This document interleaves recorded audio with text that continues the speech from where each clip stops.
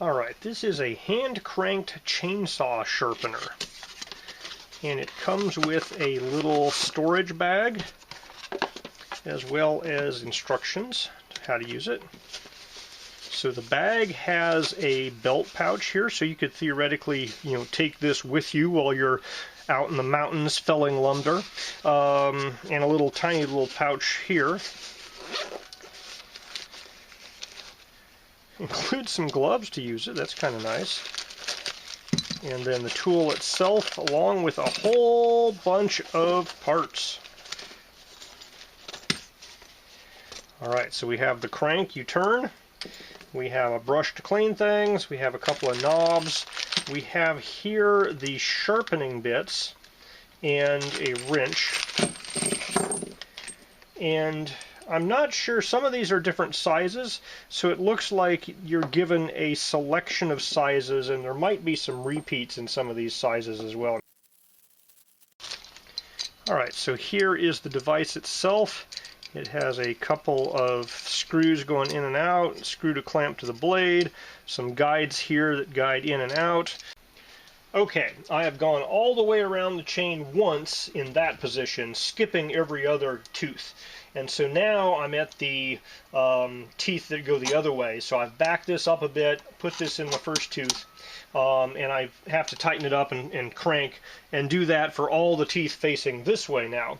I'm glad it's only a 14-inch chain because it took a decent amount of work to go through there. I didn't keep count of exactly how many teeth, but it felt like a lot.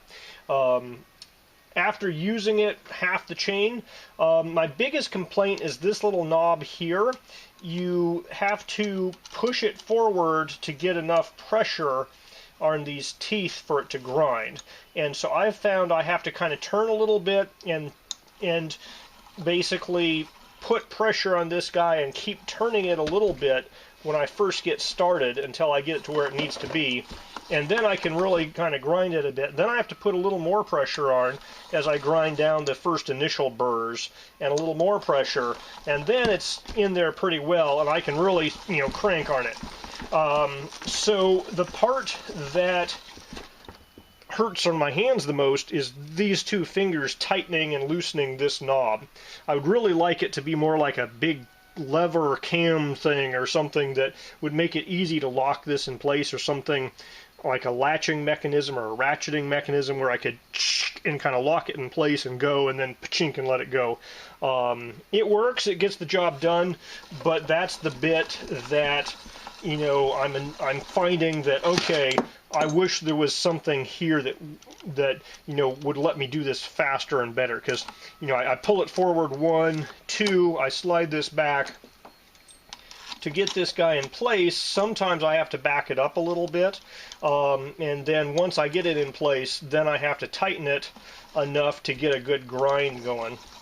And I kind of have to grind a bit of the burrs off, and once I get it in with that, then I can go for a ways, and sometimes I have to tighten a little bit more, just a 1/16 of a turn, not a whole bunch, but it basically as it goes and it grinds, that's the thing I find myself adjusting a lot and moving on with. But the guidance is nice. Having those two little pipes stick out at the exact right angle makes it so that you can turn this thing in and out, and they all get cut at about the same angle and everything. So that's kind of nice. And I just have to skip the one that's already sharpened, go to the next one, and repeat. You might ask, well, couldn't you just snap it forward 2, push it back, and not adjust this at all? And not really. I can't get it in with that, so I have to back it out a little bit to get it in. And once it's in, then I need to tighten it up a little bit.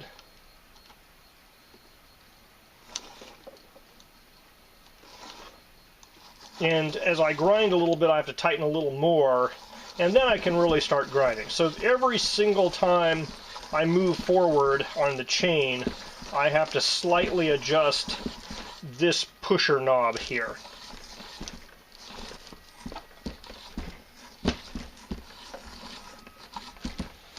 Now it does feel like I'm grinding down the metal, and you know, it's grinding down enough metal to keep it nice and sharp here, but it definitely takes a little bit of adjustment and movement every time I go. Alright, I've made it all the way around again. I marked where I started. It may not be necessary. If your blade is very dull and hasn't been sharpened before, it's pretty obvious when you start turning in a tooth that you've already done, you don't have that big where it's knocking down the burrs and stuff. And so it was pretty clear when I got to the tooth that I had done before that, oh hey, this guy's already been knocked down and is a lot smoother than the others. So it certainly worked. I went through all the teeth there. If you're an expert and you have a hand file and you just use a hand file and you know the angles and you don't need these guys to guide you in the angles, you know, it's probably not necessary, but I think it was kind of nice just to be able to crank as opposed to filing back and forth. It looks to me, just examining this, that I've pretty much used up at least half to 3/4 of the ability of this particular grinder. So if you have kind of a 16-inch, 18-inch chainsaw blade, you might consider this to be kind of a single-use item, as that works for kind of one blade, because you can see, you know, there's definitely a difference between the one that's been used. And it still has some grinding power, but I think this guy is, you know, I think if I do it again, I'm just going to move it to the next grinding blade here. Now, if you look down here underneath where I've been working, it's pretty clear. Here's all the metal shavings that I've ground off that thing, so it's definitely removing metal and sharpening things up. Alright, so here's a tooth I have not sharpened. And it doesn't look horrible, but it's, you know, been used and it hasn't been sharpened. Here's a tooth that has been sharpened, and you can see that edge right there. Is kind of rounded over, and you can kind of, you know, see where it ground the kind of circular sharp bit at the edge there.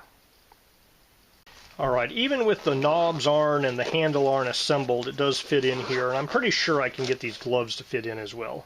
Really appreciate that little carry case, because, you know, I use this maybe once a year to sharpen the chainsaw, so having a spot to keep everything together so it doesn't get lost is kind of nice.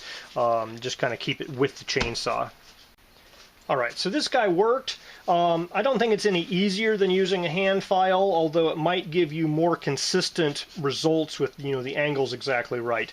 I think it takes just as long, if not longer, than using a hand file. So I think price point wise, I would definitely pay $20 for this tool. I don't know if I'd pay a lot more than that for it.